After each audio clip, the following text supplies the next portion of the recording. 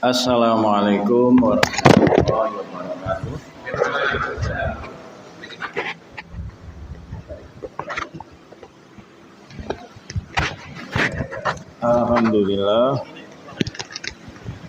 Alhamdulillahirabbil alamin. Asyhadu an la ilaha illallah wa asyhadu anna Muhammadan abduhu wa rasuluh.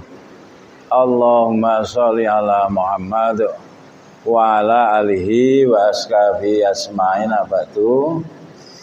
Qala Allah ta'ala fil Qur'anil Karim, a'udzu billahi minasyaitonir rajim. Bismillahirrahmanirrahim. Ya ayyuhalladzina amanu taqullaha haqqa tuqatih wa la tamutunna illa wa antum muslimun. Teman sekalian yang saya hormati, puji syukur kita panjatkan kehadirat Allah Subhanahu wa taala. Kemudian sholawat serta salam semoga tetap dilimpahkan Allah pada junjungan kita Nabiullah Muhammad sallallahu alaihi wasallam. Kemudian terima kasih pada pembawa acara, saya diberi waktu lagi untuk mengulang penjelasan saya pada pertemuan kemarin di Masjid Al-Muslimun ya. Al-Muslimun yang berkaitan dengan kronologi pengunduran waktu subuh. Kenapa waktunya diundur? Asal-usulnya seperti apa? Nah, ini yang pertama saya sampaikan. Slide ini yang pertama saya buat tahun 2009. Waktu itu Pak Tri ngundang bersama Pak Muslim Astari di Masjid Baitur Rahmah. Tahun 2009 itu, maka saya mempersiapkan slide. Karena habis ada seminar di gedung Al-Irsyad waktu itu. Yang melontarkan bahwa subuh di Indonesia ini memang kemengen. Fajar Siddiq belum muncul gitu. Seminar. Nah, kemudian rame piye gitu. Maka FKUM mengumpulkan takmir masjid waktu itu di Baitur Rahmah. Tapi kemudian juga belum bisa mengambil keputusan karena memang nggak punya ilmu untuk menentukan itu. Maka kemudian kita menunggu dalam perjalanan waktu.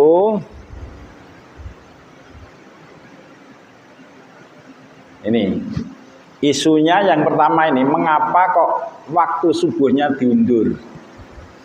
Itu isunya yang pertama adalah bahwa waktu subuh dalam posisi matahari min 20 derajat di bawah ufuk timur itu masih kemalaman. Fajar Siddiq belum muncul. Sedangkan yang namanya waktu subuh itu mulainya adalah terbitnya Fajar Siddiq. Ini.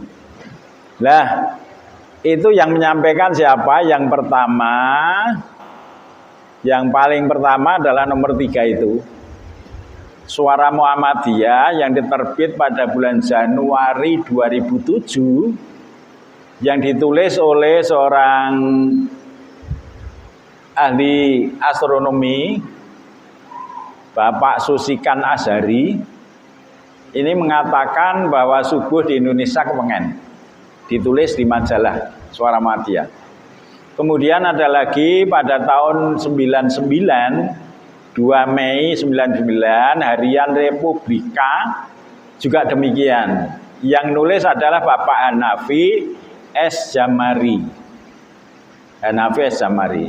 Itu nulis di Harian Republika 2 Mei 1999. Kemudian majalah Kiblati, ini bulannya tidak saya tulis karena kehilangan lacak. Yang menulis adalah 2 ahli falak, yaitu Syekh Mamduh Farkan Al-Buhairi dan Agus Hasan Basari. Ini jadi ada 4 orang yang dia memang ahli dalam bidang ilmu falak, itu melihat bahwa subuh di Indonesia itu sebenarnya fajar sidik belum muncul. Nah, ketentuan itulah yang kemudian munculnya 3 majalah ini, dan ada orang Arab Saudi yang datang ke Indonesia dan menyuarakan itu. Bahkan kemudian mengadakan seminar di gedung Al-Irsyad itu adalah orang dari Arab Saudi waktu itu, yang menunjukkan sini kewengen gitu subuh, belum manjing. Tapi kemudian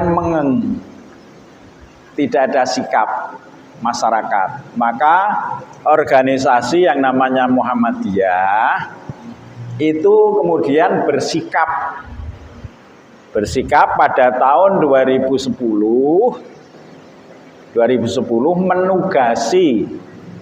menugasi 3 lembaga perguruan tinggi yang memiliki laboratorium falak, punya tempat observasi falak.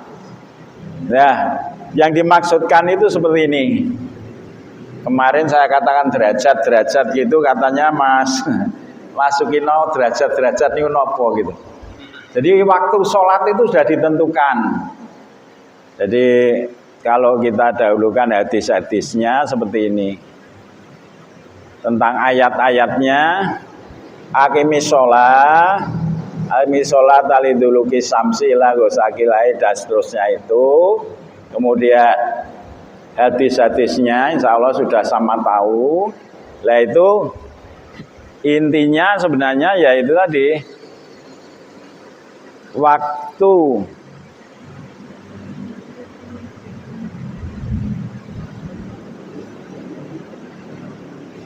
sholat itu seperti ini. Jadi subuh itu terbit fajar. Lah terbit fajar itu diperkirakan, fajar sidik itu diperkirakan posisinya dari ufuk timur setiap tempat itu min 20 derajat. 20 derajat di bawah ufuk. Berarti posisinya seperti ini kurang lebih. Itu perkiraan. Pertama yang beristihad di Indonesia ini adalah Syekh Tahir Jalaluddin Al-Azhari. Itu tahun 1913. Jadi belum ada negara. Dia adalah orang Medan yang lulus dari Al-Azhar. Dari Al-Azhar dia ahli falak, kemudian membuat istihad. Waktu subuh fajar sidik itu terbit kurang lebih matahari min 20 derajat. Itu ternyata berlaku ya sampai tahun 2010 itu. Tapi setelah 2010 banyak yang celuluk. Kesuan durung terbit. Lah maka Muhammadiyah mengambil sikap, ya, atau sebelumnya ini ya, jadi posisi waktu sholat yang ditentukan oleh Allah lewat Rasulnya itu subuh itu ketika terbit fajar sidik sampai terbitnya matahari. Suruk itu yang mulai ketok sidik sampai kelihatan keseluruhan. Sebenarnya suruk itu sampai muncul semua. Seperti sebenarnya kalau gambarnya seperti yang saya buat ini. Jadi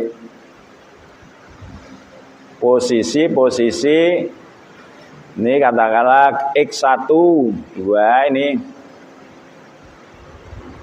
saat seperti ini sampai muncul di sini.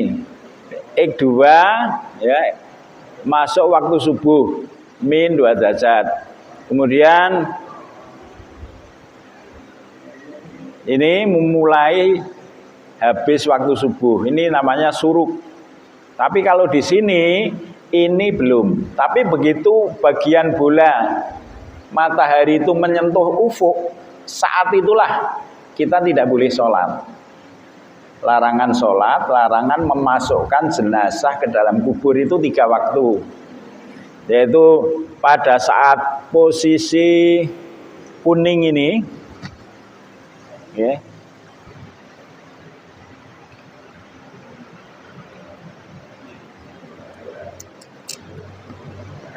Jadi pada waktu di sini berjalan sampai terbit. Nah ini yang lebih jelas punya siapa ini? Oh, ini sudah klip-klip. Dan atur.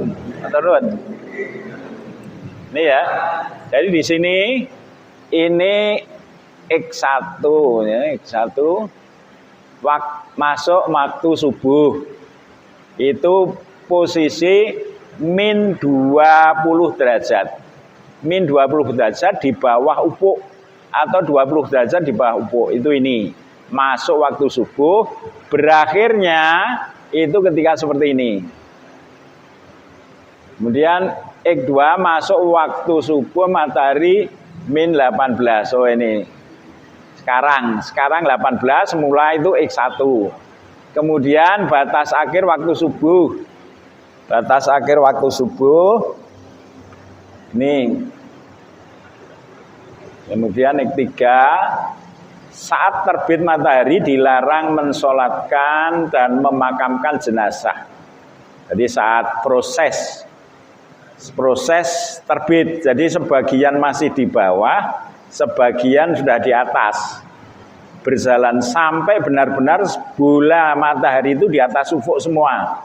Itu baru boleh sholat dan boleh mensolatkan jenazah serta memasukkan jenazah. Kemudian ini berjalan sampai ini titik kulminasi atas X4. X4 itu saat matahari pada titik kulminasi atas dilarang sama dengan larangan ini. Tidak boleh kita itu sholat pas itu. Dan juga memasukkan jenazah ke liang kubur. Sehingga harus juga hati-hati karena mangkatke itu ape ya bar zuhur utawa nek jam 10 nyandak jangan sampai saat kulminasi atas. Begitu juga sholat. Kita masuk masjid, ndelok jadwal misalnya zuhurnya jam 11.45 misalnya ya. 11.45 zuhur. Maka 5 menit sebelumnya itu berarti kulminasi atas. Sebaiknya jangan sholat tahiyatul masjid dulu. Tunggu. Atau kalau sebelum kurangnya lebih dari 5 menit boleh. Karena belum masuk kulminasi atas ini. Lah baru boleh setelah geser seluruh bola matahari itu di sebelah barat. Gliwang nanti istilahnya telah bergeser ke arah barat. Nah, kemudian ini asar. Asar itu waktunya kalau di dalam hadis yang jelas panjang bayangan benda itu lebih panjang dari bendanya.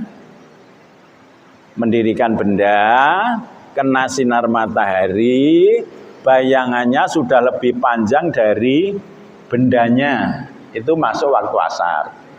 Tapi tidak sekedar segampang itu. Artinya bayangan benda lebih panjang dari bendanya itu harus ditambah panjang saat kulminasi atas.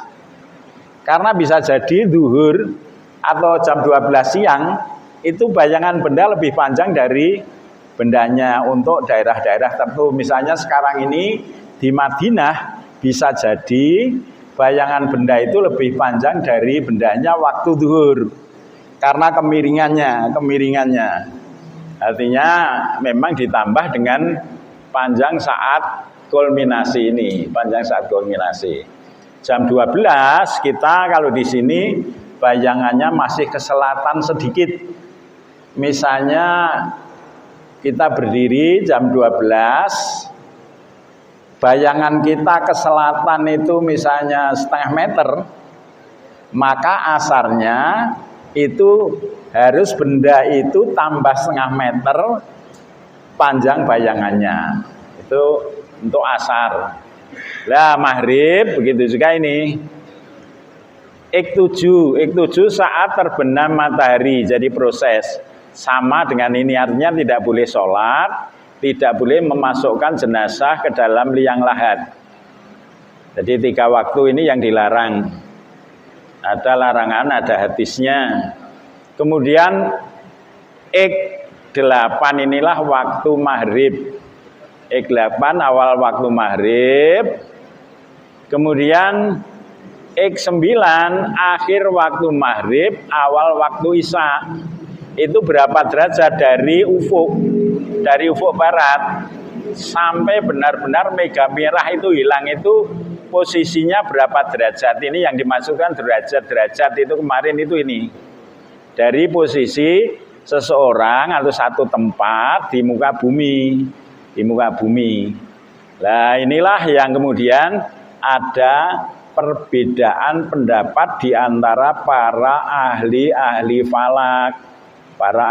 falak. Lah kemudian ini ya, sebentar yang itu tadi.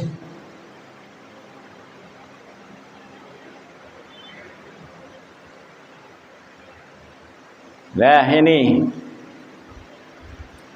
perbedaan di antara para ahli falak. Yang pertama, kalau di Indonesia saja itu pada tahun 19 itu Ahmad Khatib Minangkabau, dia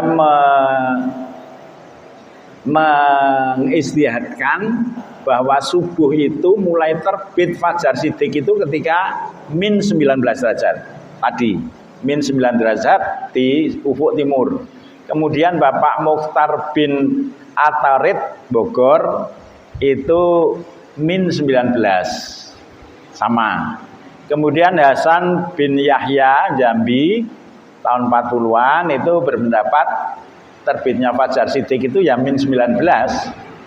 Kemudian Syekh Tahir Jalaluddin Al-Azhari ini yang paling dalam, artinya paling jero di posisi mataharinya. Jadi dari ufuk masih 20 derajat. Lah 9 derajat, 9-an sekarang 18. Lah itu pendapatnya ini tahun Sedone ini, tahun Sedone. Tapi mengistihadkannya pulang dari Kairo, Mesir itu sekitar tahun 13-an, 1913-an. Kemudian yang berikutnya Muhammad Bardan di Poningrat di Pangulu Yogyakarta, meninggal tahun 91 kemarin. Dia berpendapat fajar itu ya 90 derajat baru muncul. Nah, kemudian kalau ketua Lapan Thomas Jamaluddin, peneliti Lapan Jakarta, sekarang masih Sugeng ini, itu berpendapat 18 derajat. 18 derajat.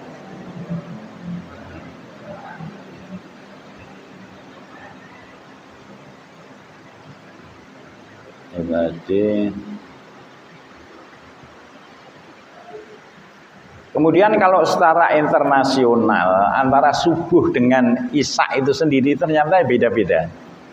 Ini misalnya ini ahli falak dari Brunei.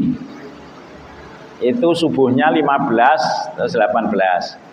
Isyanya 18. Ini bedanya. Posisi isya hilangnya mega merah itu sendiri ternyata beda-beda. Ada yang 16, ada yang 17. Lah kemudian kalau Indonesia isyanya sudah 18. Jadi terbenam 18 derajat masuk waktu isya. Tapi kalau subuh paling dalam Al-Azhar ini sama dengan di zaman. Kemudian ini ada yang 15.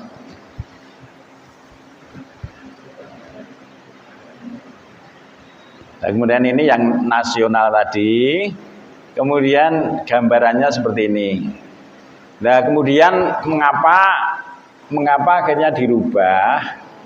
Itu didasarkan dasarnya hasil observasi pada 3 laboratorium falak observatorium.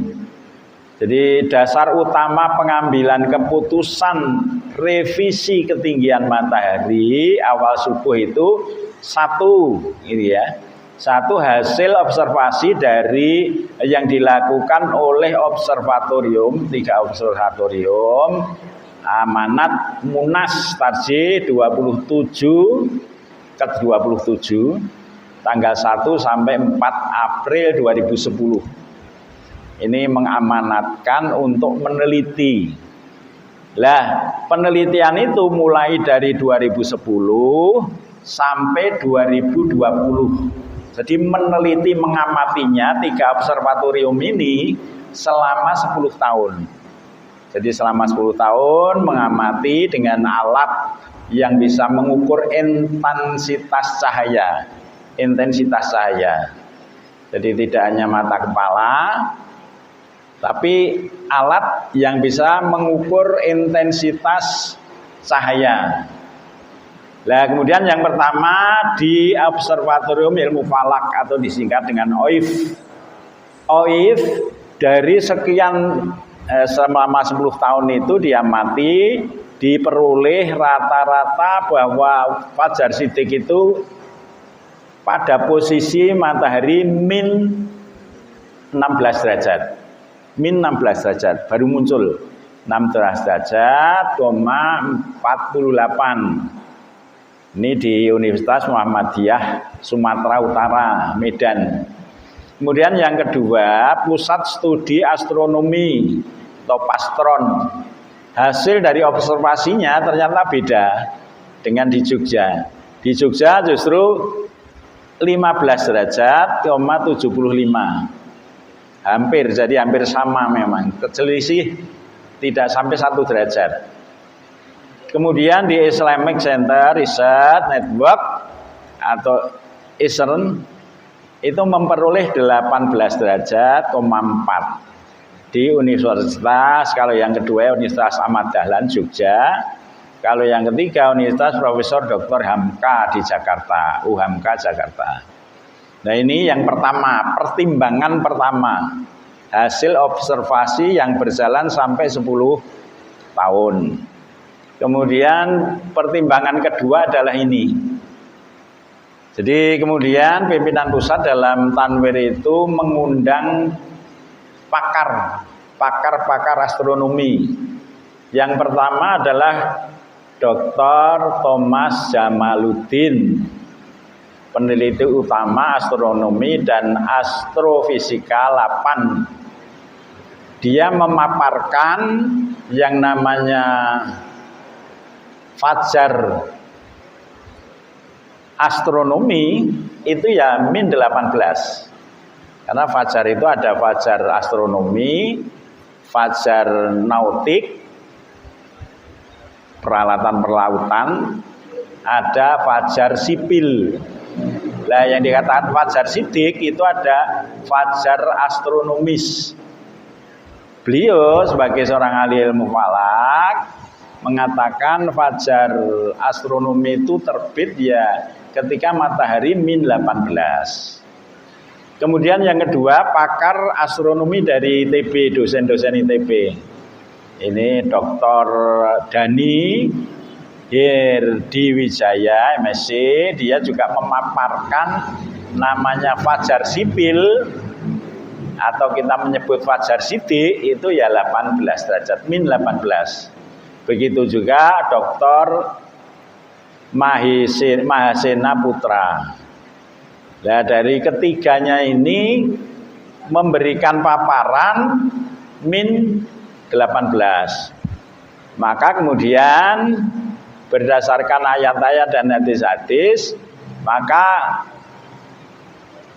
Muhammadiyah pada tahun 2020 itu mengambil keputusan itu tadi. Mengambil keputusan bahwa waktu subuh min 20 derajat itu benar. Belum masuk waktu subuh, belum terbit fajar, belum terbit. Maka dengan hasil penelitian dan paparan 4 ahli astronomi tadi, maka pimpinan Pusat Muhammadiyah awal tahun 2020 menerbitkan keputusan mengundur waktu sholat subuh. Dengan pengunduran yang semula min 20 dijadikan min 18. Lah kalau dari min 18 itulah kurang, berarti hanya kurang 2 derajat lagi. Hanya kurang 2 derajat. Lah 2 derajat itu memerlukan waktu perjalanan 8 menit. 8 menit. Nah itu 8 menit itulah yang kemudian dari jadwal yang merupakan istihad 100 tahun yang lalu Syekh Tahir Jalaluddin Al-Azhari tadi akhirnya dirubah, ditetapkan min 18 derajat.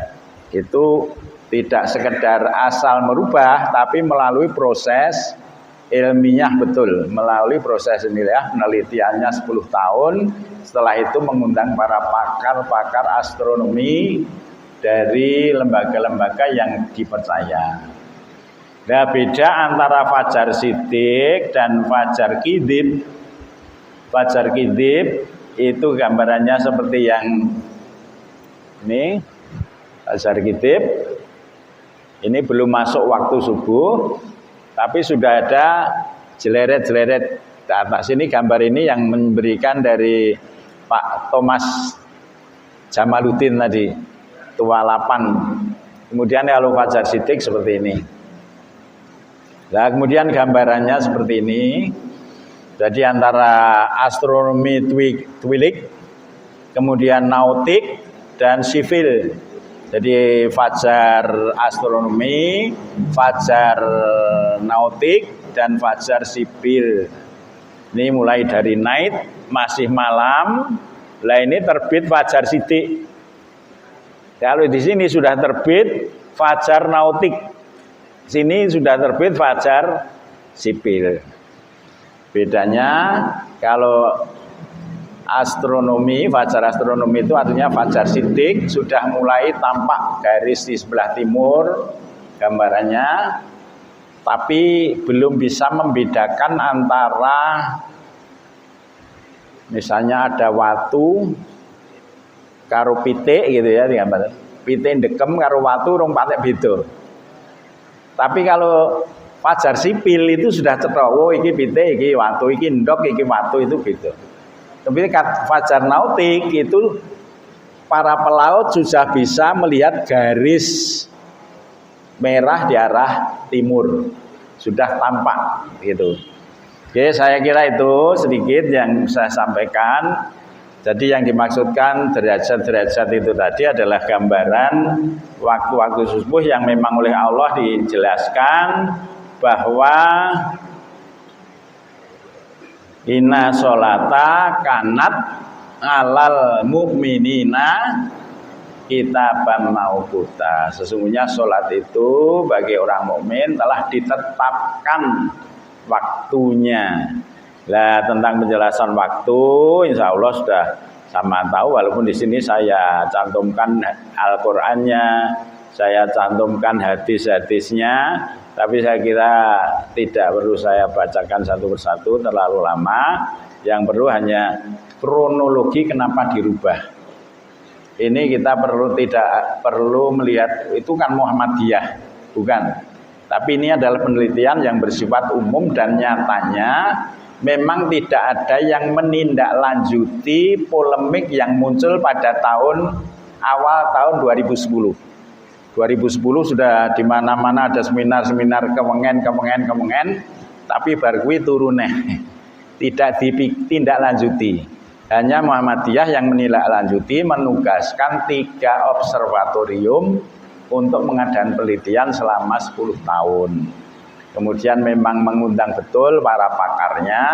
Kemudian dari situlah berani beristihad secara jamaah merubah hasil ijtihadnya Syekh Tahir Jalaluddin Al-Azhari. Yang dipakai secara umum itu bukan hasil ijtihadnya Depak, bukan. Hasil ijtihadnya seseorang yang namanya Syekh Tahir Jalaluddin Al-Azhari. Itu perorangan dan bukan merupakan hasil penelitian. Tapi waktu itu memang harus ada orang yang berani menentukan. Nah, itulah yang kemudian dipedomani. Dan kemudian membuat jadwal sholat. Kalau membuat jadwal sholat itu sudah lebih akhir, namanya Tahir Jamaluddin, namanya Jamaluddin Jambek. Itu pertama yang membuat jadwal sholat abadi di dunia. Baru pertama di Indonesia namanya Jamaluddin Jambek, yang kemudian ditiru negara-negara lain dengan berdasarkan lokasi masing-masing. Hitungan itu memang berdasar lokasi masing-masing, tidak bisa nurun. Sini tidak boleh dipakai untuk di Jakarta, di Medan atau di negara lain, nggak bisa. Memang harus berdasarkan garis lintang bujur tempat masing-masing. Oke, saya kira ini yang saya sampaikan. Kurang lebihnya saya mohon maaf kalau ada yang ingin disampaikan atau ditanyakan, ya kami persilahkan. Saya beri waktu sebentar, monggo. Kalau ada, monggo. Sama. Yuk, mik. Pak, saya mau tanya.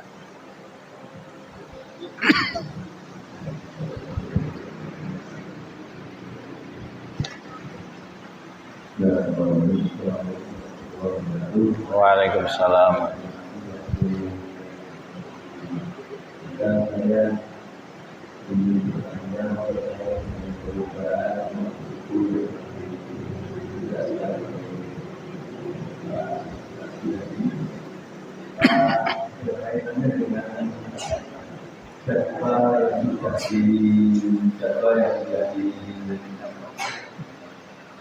Jadwal yang sudah dipakai secara umum di masyarakat yang biasanya bersumber pada jam internasional dan internet ini.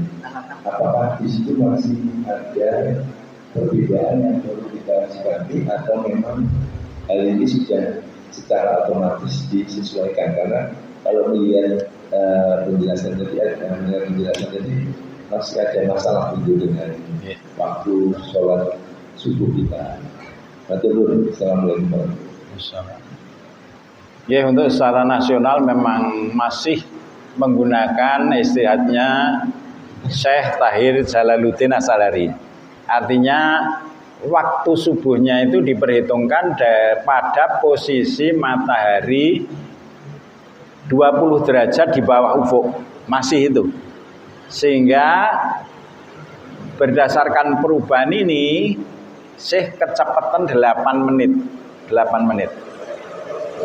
8 menit itu cukup panjang loh ya. Kalau hitungan waktunya pendek, tapi pergeseran rotasi buminya, kita di sini posisi sebuah bintang itu sudah berjalan lebih dari 222 km ke arah timur. Kita sudah bergeser karena berdasar kecepatan rotasi bumi. Itu 8 menit itu kita sudah bergeser 222 km lebih. Itu 2 menit. Sehingga cukup besar. Tapi berkaitan dengan yang kita tanyakan, yang jelas belum semuanya menyesuaikan. Tapi untuk di Jogja, di IJ itu sudah merubah di jam internet. Di internet kalau jenengan HP ini waktu subuhnya di sini, mungkin kalau sekarang ini jam 4 lebih berapa ya? 4 lebih 22,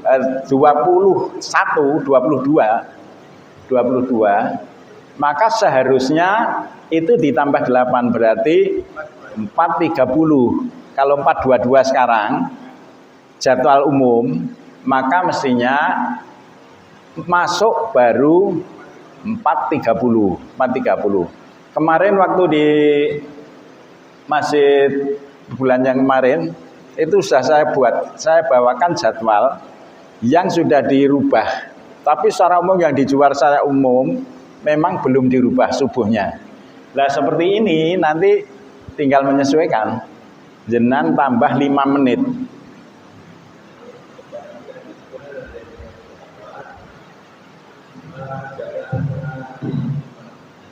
Jarak antara Adzan dan Iqamah itu memang ditambah. ya. Jadi mungkin Sholatnya kebetulan ada salah satu pengurusan kami itu yang punya pendapat dan akhirnya kita laksanakan. Pokoknya jarak antara Jajibur dengan Kolat itu memang diperpanjang. Nah ini kebetulan kalau beliau yang bukan kemarin ada kita mendapatkan informasi sebetulnya disebabkan itu memang jaraknya panjang antara ada dan itu. ya, terima kasih. Nah itu permasalahan yang terjadi. Hampir masjid-masjid kalau di Baitur Rahmah itu antara adzan dengan iqamah 15 menit. 15 menit. Misalnya adzannya belum masuk, qomatnya sudah masuk. Tapi permasalahannya tidak sesederhana itu. Orang yang masih tahajud di rumah itu sebenarnya masih sempat witir ning krungu adzan. Adzane durung terbit fajar sebenarnya. Maka sebenarnya kita melakukan satu kedoliman terhadap mereka. Kemudian tidak setiap orang yang sholat itu mesti ke masjid. Ada yang selak pulaan yang pasar atau selak mangkat kerja, krungu adzan langsung sholat nang omah, bertahajud, berwitir, langsung krungu adzan subuh sisan. Lah itu berarti belum masuk. Lah kalau seperti itu yang termasuk menyesatkan siapa? Ya muadzinnya. Kan termasuk sudah. Begitu juga ketika krungu adzan arep sahur rasido. Ketika Ramadan mau sahur dine jek enek wektu maem 8 menit ning rasido mergone wis adzan. Tapi kalau waktu sholatnya bagi yang jamaah di masjid sudah aman sebenarnya. Karena waktu antara adzan dan iqamah sudah diberi jeda lebih dari 10 menit. Untuk yang ke masjid aman tentang sholatnya. Tapi beberapa hal memang ya itu. Maka sebaiknya memang ya kita menyesuaikan. Karena risikonya diantaranya itu. Jadwal kemarin saya bawakan di masjid itu kalau mungkin masih ada sisa. Tapi kalau ada yang menghendaki, insya Allah nanti pertemuan bulan depan. Karena dari pimpinan daerah sudah mencetak cukup banyak untuk penyesuaian hanya subuhnya saja. Ya saya kira itu Pak. Coba. Mungkin yang lain kalau ada, ya.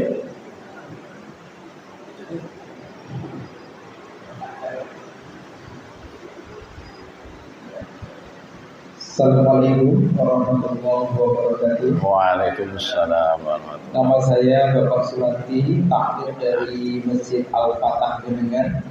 Saya akan menanyakan tentang kaitannya adzan subuh. Untuk menyikapi ini, alhamdulillah di masjid kami hampir sudah apa yang diterangkan Bapak tadi. Yeah. Selalu paling kering. Ada di antara masjid yang lain itu jaraknya dari kami, dari masjid kami itu 5 menit sebelumnya sudah ada. Nah ini saya menanyakan hal ini. Tentunya khususnya di Mojosongo ini belum semuanya memakai jadwal yang itu. Nah ini bagaimana sebaiknya supaya tidak terlalu jauh jaraknya. Saya sering mendengar, jadi dari masjid kami Al-Fatah itu saya perhatikan adzan yang jauh itu ada 5 menit setelah adzan baru tempat kami ada. Di mana-mana udah ada. Saya di tempat Al-Fatah itu alhamdulillah mungkin andai kata tidak persis sudah masuk jadwal yang disampaikan Bapak tadi. Di masjid kami Jadwal untuk internet ini 4.18 itu waktu imsak. Kemudian 4.28 azan subuh. Kemudian jarak antara azan dan iqamah saya beri waktu 15 menit. Demikian ini saya tanyakan. Tidak semuanya belum bisa menyesuaikan inilah ini bagaimana solusinya itu. Demikian. Assalamualaikum warahmatullahi wabarakatuh. Waalaikumsalam. Ya sebenarnya mengenai jarak itu saya sendiri juga Baitur Rahmah, kemudian Miftahul Jannah dan beberapa disiplin itu sudah saya sosialisasikan, sudah mengikuti waktu yang ada. Memang ada di beberapa masjid itu 8 menit sebelum kami adzan sudah ada. Lah, solusinya sebenarnya saya itu memang menghendaki, lah ini termasuk sosialisasi. Saya sangat berharap semua takmir itu mengirimkan utusannya syukur bersama muadzinnya, sehingga benar-benar tahu memahami. Karena kadang-kadang memang ada gue sing penelitian Muhammadiyah, aku pilih melu Depak, padahal itu bukan hasil orang Depak. Karena tahun 13 kan rong enek Depak, negara saja belum berdiri. Dari ihtihadnya Syekh Tahir Jalaluddin Al-Azhari tadi. Tapi dianggapnya itu Depak karena memang jadwalnya ada ditulisi dari Kementerian Agama. Tapi hasil ihtihadnya yang membuat itu, yang kemudian dipakai sampai sekarang itu hasil kerja istihad dari Syekh Tahir Jalaluddin. Tapi untuk pembuatan jadwal itu namanya Jamaluddin Jambe. Maka solusinya itu saya memang serahkan pada sekretaris dan pengurus-pengurus yang masih muda-muda ini sedapat mungkin menghadirkan takmir-takmir masjid Mojosong itu yang masuk di grup WA sebenarnya banyak banget itu. Misalnya itu semuanya bisa hadir, kemudian saya bisa menjelaskan begini, itu harapan saya memang utamanya nek pas poso itu loh, penak gitu. Jadi wayahe sahur, wayahe imsak itu podo gitu. Karena ada yang kene jikdo sahur tapi karena wis adan. Lah itu hal yang, tapi saya berpedoman masjid Baitur Rahmah karena masjid Baitur Rahmah sudah mengikuti, sehingga kalau lain-lain adzan saya misalnya masih sahur itu selama Baitur Rahmah rong adzan masih berani, atau sedang witir, sedang tahajud krungu adzan ya tetap saya teruske sampai terdengar adzan Miftahul Jannah atau Baitur Rahmah gitu. Tapi kan lebih enak sebenarnya pomone iso greng. Sebenarnya sudah hampir 2 tahun yang lalu saya minta pada Pak Ketua itu untuk mengumpul ke takmir-takmir masjid. Perlunya jadi saya mensosialisasikan. Karena kekhawatiran saya ya seperti yang disampaikan Pak.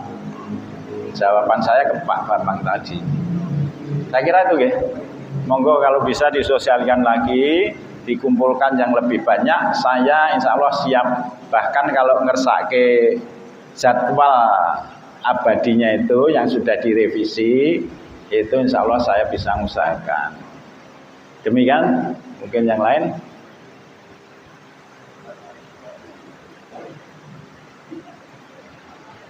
Kalau memang sudah nggak ada, saya kira sementara ini selain permasalahan ini sebenarnya nanti mungkin pertemuan berikutnya saya akan bicarakan tentang arah kiblat masjid. Tapi kalau masjid ini saya terap berkali-kali lewat internet maupun bayangan matahari sudah 100% betul. Solo saya melihat itu lebih dari 50 masjid. Itu sing bener kiblatnya baru Musto Mangkunegaran sing paling kuno. Kemudian ini, kemudian Baitur Rahmah ini pasar mana ini? Jebres. Sari ke timur itu. KUA itu bener lurus. Kemudian satu lagi itu Masjid Kopassus. Hanya 4 itu. Liyane oke kengidulen.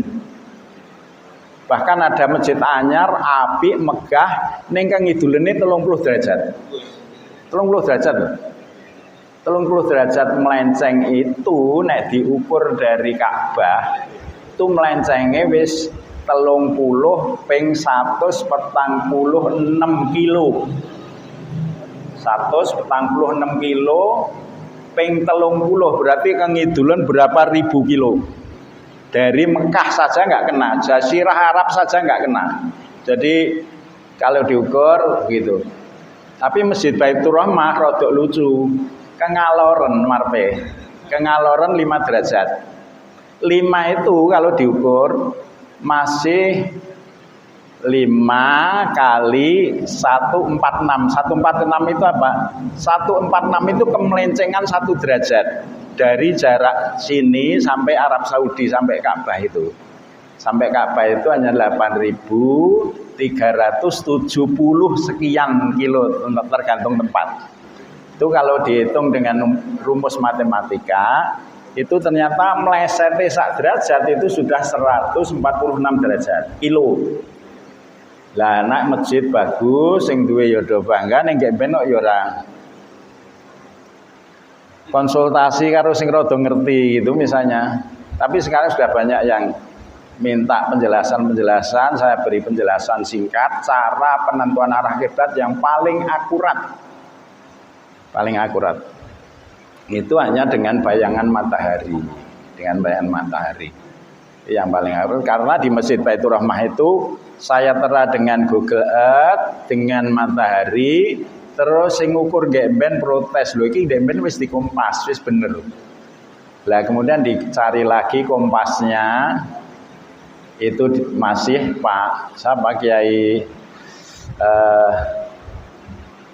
dari Kepatian di bawah situ kompasnya besar sudah ditempeli kayu arah kiblatnya. Ternyata di imaman betul kompasnya betul. Tapi bareng digawa mundur kompasnya geser. Digawa nyang njaba gesere saya adoh. Ternyata kompas itu terpengaruh kelistrikan, besi-besi yang ada. Sehingga akhirnya malah bingung sendiri. Diukur di 4 tempat waktu itu.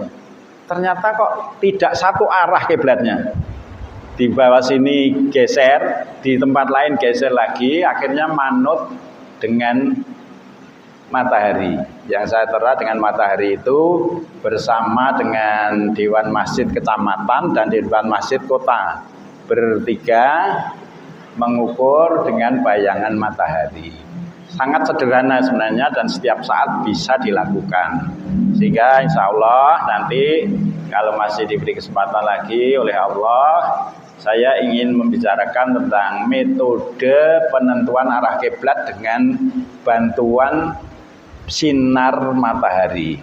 Itu bisa diukur setiap saat, artinya setiap hari. Tapi jamnya ditentukan sesuai perhitungan, Insya Allah. Ataupun kalau ada yang mau bangun masjid, merehab masjid, silahkan. Kalau memang memerlukan menghubungi saya, nanti saya bisa membantu untuk menerang arah kiblatnya. Insya Allah akurat. Dan itu sudah saya lakukan di beberapa masjid. Saya kira itu dulu. Terima kasih atas perhatiannya. Mohon maaf atas kekurangannya. Billahi taufiq wal hidayah. Assalamualaikum warahmatullahi wabarakatuh.